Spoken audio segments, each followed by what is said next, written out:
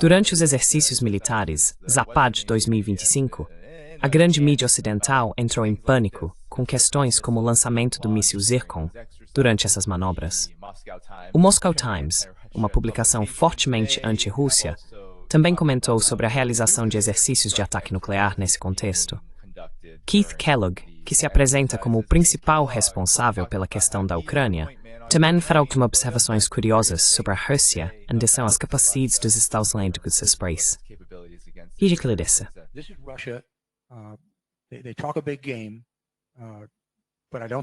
Isto é a Rússia. Eles falam grosso, mas eu não acho que eles... Acho que agora, do jeito que os europeus estão se posicionando, eu ficaria muito preocupado se fosse o Putin. Tem um comentário. Ele às vezes ameaça com seu arsenal nuclear dizendo, bem, nós somos uma potência nuclear. Eu lembraria a ele que os Estados Unidos também são, assim como a Grã-Bretanha e a França. E eu devolveria isso para ele na hora. E acho que é isso que você está vendo com os europeus se posicionando agora. É a guerra dos europeus, porque está no quintal deles, e eles percebem isso. Mas é uma daquelas situações em que tivemos uma discussão recentemente no Salão Oval, onde, sabe, voltando ao que eu disse antes, desculpe as senhoras aqui presentes, mas estavam falando sobre a primazia do exército russo e como eles eram bons. E eu disse para as pessoas na sala, a gente acabaria com eles. Uma retórica muito irresponsável ainda assim, falar sobre retomar capacidades nucleares e ser capaz de chutar a bunda da Rússia. Mas aqui estamos nós.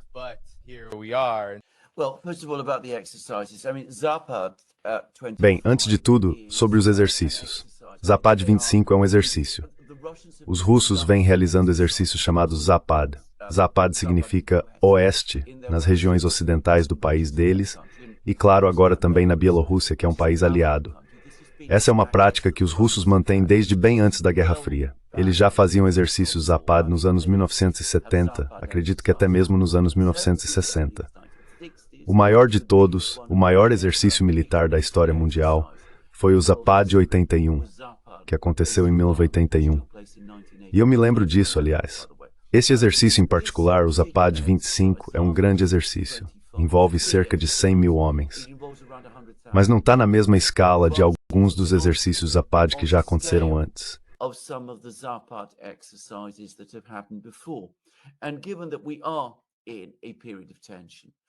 E considerando que estamos em um período de tensão, considerando que estamos recebendo esse tipo de comentário beligerante como o que acabamos de ouvir de Keith Kellogg, não é surpreendente que os russos estejam treinando suas forças e tomando medidas na Rússia Ocidental e na Bielorrússia, um estado aliado, para se protegerem.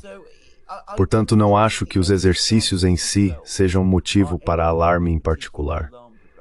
Sem dúvida, eles foram preparados com bastante antecedência. Não acredito que isso implique qualquer intenção dos russos de atacar o Ocidente amanhã, na próxima semana, no próximo mês ou algo do tipo. Mas isso mostra que os russos estão preocupados com a situação em suas fronteiras ocidentais, considerando que houve ameaças, por exemplo, no Báltico, considerando que houve ameaças em relação ao enclave de Kaliningrado. Isso é completamente compreensível.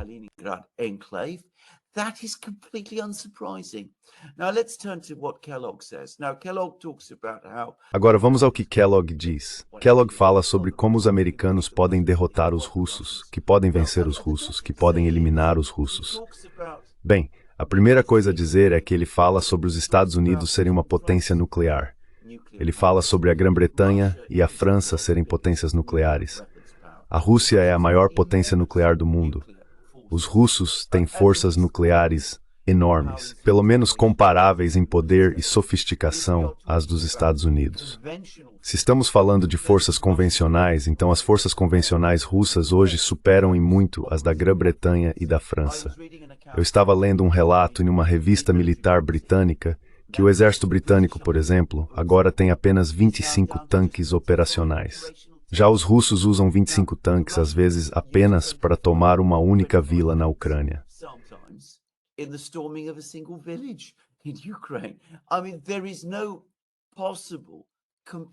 Quero dizer, não há comparação possível se estamos falando de poder militar convencional. E quanto à situação na Europa, Bem, os Estados Unidos realmente têm forças armadas extremamente poderosas. Eles possuem o que muitos ainda consideram ser a maior e mais poderosa frota do mundo. Têm a força aérea mais poderosa do mundo, mas agora estão massivamente em menor número na Europa em relação ao exército russo lá. E claro, os russos também têm uma força aérea e uma frota poderosas. Não acho que ajude o general Kellogg falar dessa forma, especialmente considerando o fato de que, para ser franco, o desempenho militar americano em suas guerras mais recentes não tem sido nada digno de nota.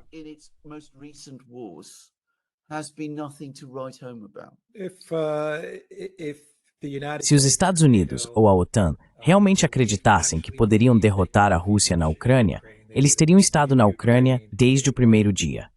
É simples assim. Eles teriam ido com suas tropas em solo, com sua força aérea, com seus tanques, com tudo que tinham, e teriam entrado em guerra com a Rússia e facilmente derrotado a Rússia se acreditassem que poderiam fazer isso. Mas eles sabem que não poderiam ter feito isso, e é por isso que montaram seu proxy. É simples assim.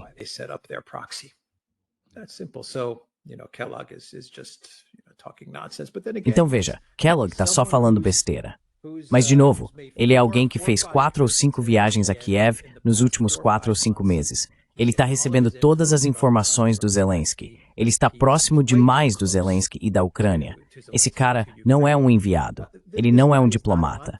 Ele não é um enviado. Trump precisa se livrar desse cara. E então talvez, só talvez, ele consiga chegar a algum tipo de acordo negociado e talvez até ao fim do conflito. Mas primeiro era preciso fazer uma MP4 e se livrar dos Kelloggs em sua administração.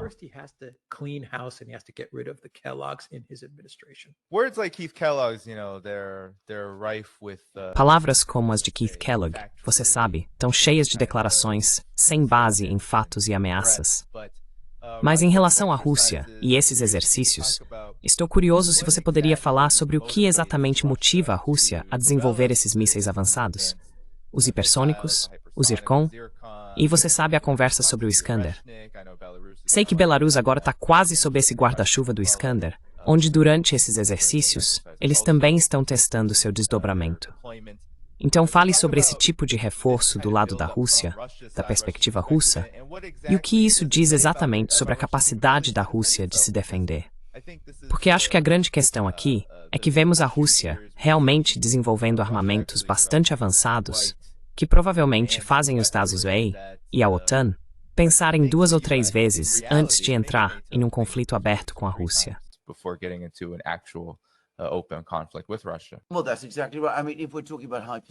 Bem, isso está absolutamente correto. Quero dizer, se estamos falando sobre mísseis hipersônicos, o simples fato é que neste momento, os russos os possuem e nós no Ocidente não. Os russos estão muito à frente do Ocidente em tecnologia hipersônica.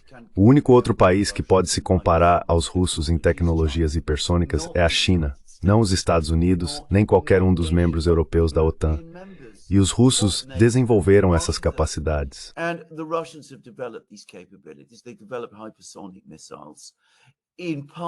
Eles desenvolveram mísseis hipersônicos, em parte, porque isso reflete suas doutrinas militares.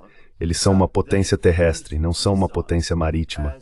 Eles usam mísseis como uma espécie de artilharia de longo alcance, e isso significa que focam muito, mas muito mesmo, no desenvolvimento de mísseis. Assim, desenvolvem mísseis tanto para guerra ofensiva, mísseis que podem usar contra alvos como bases aéreas, depósitos de munição, armazéns e esse tipo de coisa, quanto utilizam mísseis muito avançados para sua defesa aérea, que é o que usam para contrabalançar a superioridade ou suposta superioridade do Ocidente em aeronaves. Isso reflete a geografia e a diferença na cultura militar russa. Agora, o ponto a destacar é que isso não significa que, porque os russos seguiram esse caminho, temos uma vantagem sobre eles, ou que se eles nos atacassem, necessariamente teriam uma vantagem sobre nós. Significa aprendiz para que os tipos diferentes de soluções tecnológicas que nós temos.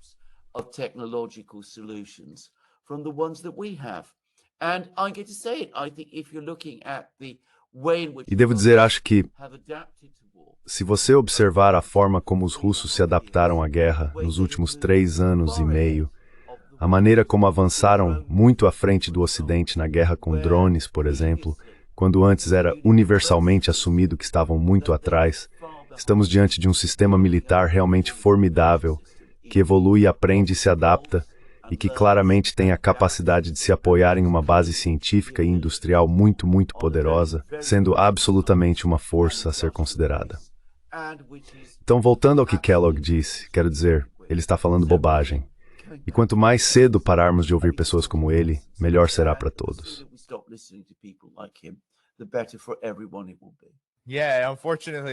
Sim, infelizmente, entre Kellogg e Rubio Alex, você sabe, temos pessoas que somos obrigados a ouvir e cujas palavras infelizmente têm peso nas políticas. Mas qual é a sua reação, sua avaliação das reais capacidades da Rússia em comparação com essas palavras de guerra, por assim dizer?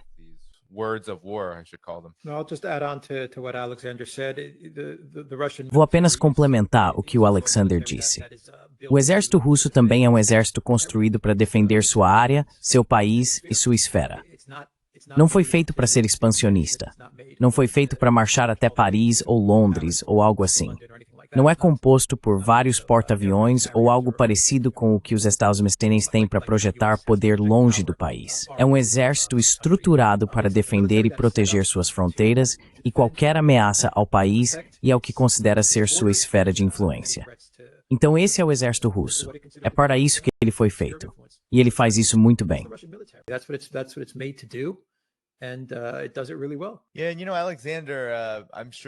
Sim.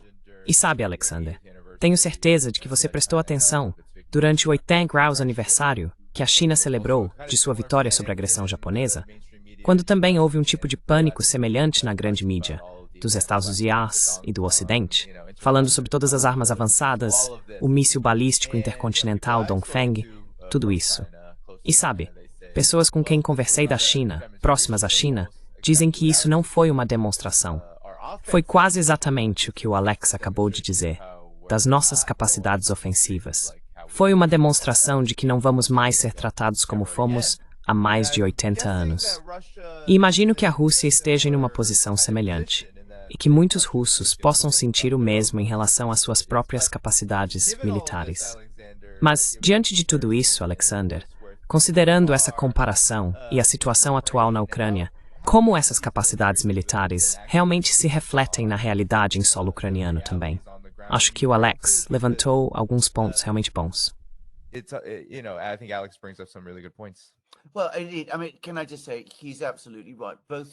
Bem, quero dizer, posso apenas dizer que ele está absolutamente certo.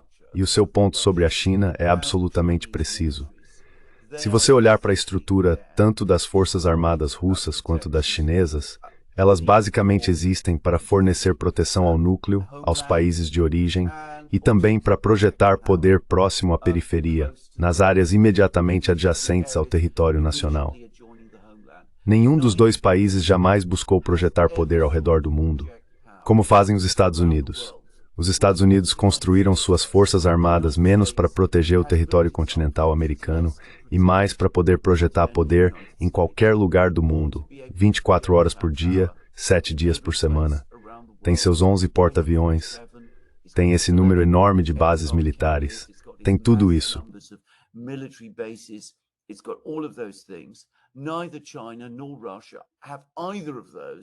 Nem a China, nem a Rússia possuem isso, ou aspiram a isso. Mas quando se trata de guerras em sua periferia, e é isso que estamos vendo acontecer na Ucrânia agora, os russos, com o tempo, quando concentram seus recursos, conseguem mobilizar forças que acabam sendo avassaladoras. Em contraste, quando os Estados Unidos e o Ocidente tentam projetar poder justamente nesse tipo de área próxima à fronteira russa, rapidamente se percebe que eles não conseguem sustentar esse esforço. Assim, a Ucrânia está ficando sem armas, sem tanques, sem munições, sem peças de artilharia.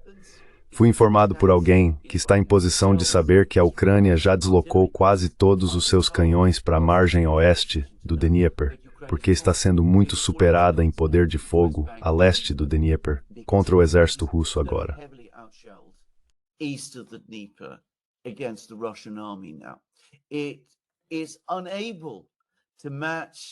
Ela não consegue igualar os russos nesse tipo de capacidade. E é por isso que os russos conseguem avançar e por que estão vencendo. Isso também explica porque no Ocidente há uma sensação crescente de frustração, porque tudo já foi tentado para resolver esse problema nos últimos 3 anos e meio. Falamos sobre como nosso PIB combinado é muito maior do que o PIB combinado dos russos, mas constantemente percebemos que, em um confronto na periferia russa, não conseguimos igualar o poder militar russo. E é isso que está acontecendo na Ucrânia hoje. Sim, o que é absolutamente correto. What Alexander said is spot on. They keep on scratching their heads, wondering why they can't. Sabe, eles continuam coçando a cabeça, se perguntando por que não conseguem derrotar a Rússia. Nós somos o poderoso Ocidente. Nós somos o Ocidente rico. Ou éramos. Nós éramos o Ocidente rico. Agora estamos endividados. Mas eles ainda não perceberam que a Rússia joga com seus pontos fortes. É isso que ela faz. E ela entende sua geografia. E eles julgaram mal. Entenderam errado a Rússia, a economia da Rússia, o modo como a Rússia funciona, a capacidade industrial da Rússia, a forma como ela pode fabricar armas, sua produção industrial. Eles compraram aquela frase do John McCain, posto de gasolina disfarçado de país, de 2004, 2005, seja lá quando John McCain inventou esse slogan. Eles acreditaram nisso naquela época, e isso virou doutrina. Realmente virou doutrina. Eles basearam sua política nessa declaração do John McCain e basearam sua política em relação à Ucrânia nessa declaração do John McCain. E agora is your tsur amigo.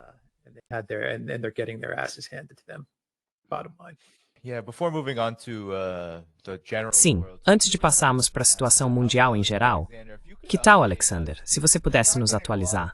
Não se fala muito mais sobre a OTAN, com essas escaladas teatrais envolvendo drones russos e tudo isso.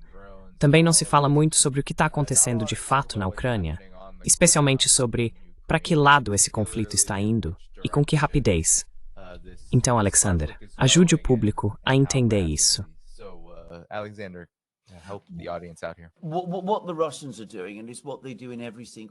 O que os russos estão fazendo, e é o que eles fazem em todas as guerras, é que eles não se concentram em uma parte da linha de frente.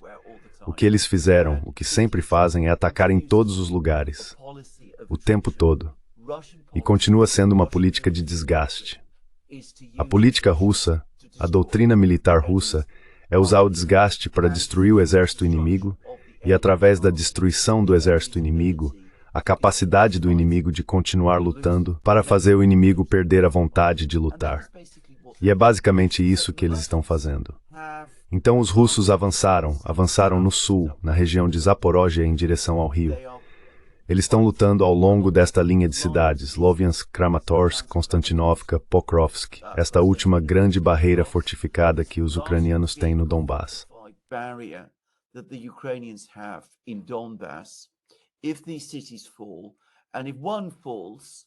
Se essas cidades caírem, e se uma cair, as outras caem muito rapidamente, porque todas estão interligadas em uma única linha de posições.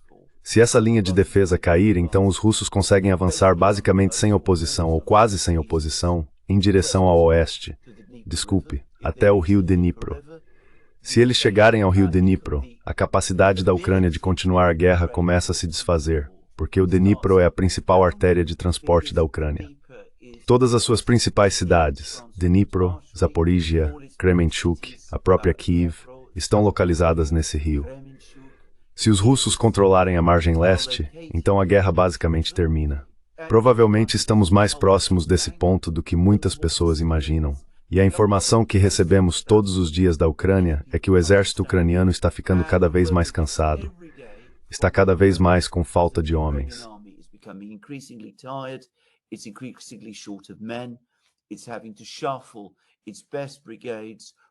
Está tendo que deslocar suas melhores brigadas de uma parte da linha de frente para outra, para tentar conter incêndios e conter avanços russos.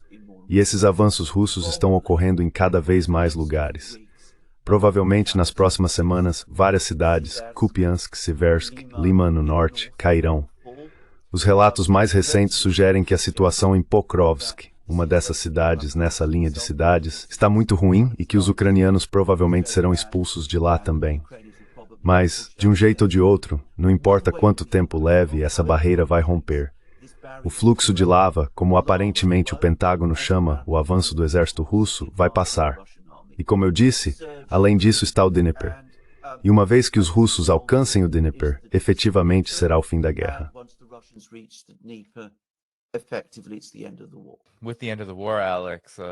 Com o fim da guerra, Alex, então, o que vem a seguir para a OTAN? Qual é a sua avaliação da situação no campo de batalha e o que pode acontecer depois? Porque, veja, ouvimos ameaças sobre Kaliningrado e todo esse tipo de bravata, mas isso aponta para um grande problema para a OTAN e para os Estados Unidos. O que você pensa sobre isso?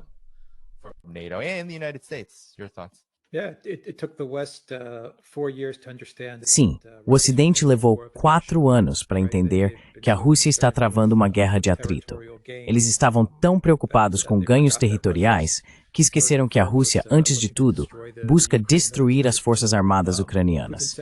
Putin disse isso no início da operação militar especial. Ele falou em desmilitarização. Então ele disse isso logo no começo. O Ocidente não ouviu nada do que Putin estava dizendo. Nunca ouvem. E aqui estamos. Os russos estão desgastando as forças armadas ucranianas. Eles também desmilitarizaram grande parte do Ocidente coletivo. O Ocidente coletivo realmente não tem mais armas para fornecer. Então, o que acontece depois com a OTAN? A OTAN vai tentar argumentar que precisa de mais dinheiro, que precisa de um orçamento maior para se proteger contra o avanço das forças armadas russas.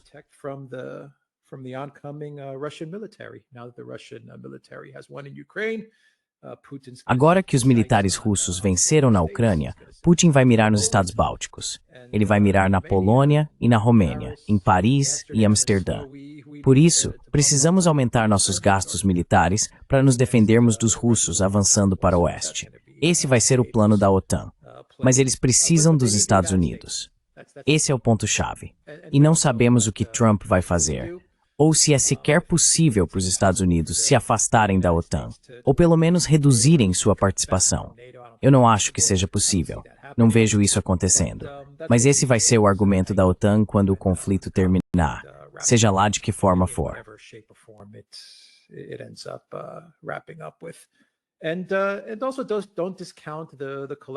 E também não descarte o Ocidente coletivo olhando para outras regiões para criar certos problemas.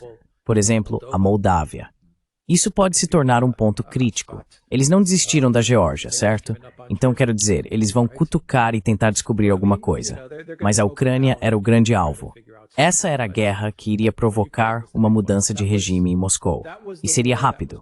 Ia acontecer em 3 meses com as sanções.